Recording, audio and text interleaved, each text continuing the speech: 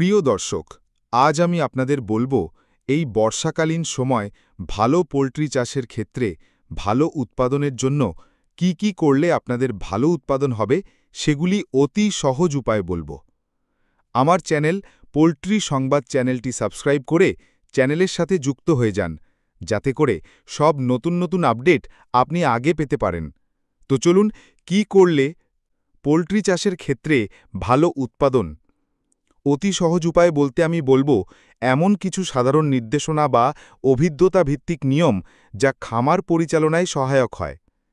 এই নিয়মগুলো সাধারণত অভিজ্ঞতা ও বাস্তব প্রয়োগের উপর ভিত্তি করে গঠিত হয়, যা খামারিদের দৈনন্দিন সিদ্ধান্ত গ্রহণে সাহায্য করে। পোল্ট্রি খামার স্থাপনের জন্য উপযুক্ত স্থান নির্বাচন অত্যন্ত গুরুত্বপূর্ণ। সঠিক স্থান নির্বাচন করলে মুরগির স্বাস্থ্য ভালো থাকে এবং উৎপাদনশীলতা বৃদ্ধি পায়। স্থান নির্বাচনের সময় নিম্নলিখিত বিষয়গুলি বিবেচনা করা উচিত। ভূমির উচ্চতা ও জলাবদ্ধতা। খামার এমন স্থানে স্থাপন করা উচিত যেখানে জলাবদ্ধতা নেই এবং বন্যার ঝুঁকি কম। পরিবেশ ও প্রতিবেশী। খামারটি জনবসতি থেকে দূরে হলে ভালো, যাতে দুর্গন্ধ বা শব্দ দূষণ সমস্যা না হয়।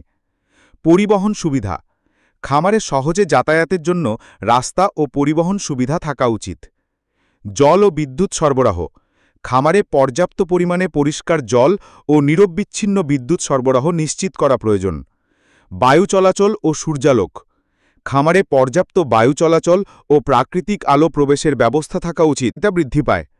ভিডিওটি ভালো লাগলে অবশ্যই লাইক করুন এবং যদি আপনি আমার থেকে কিছু শিখতে পেরেছেন তো চ্যানেলটিকে সাবস্ক্রাইব করে আবার নতুন টপিক শেখার সুযোগ নিন।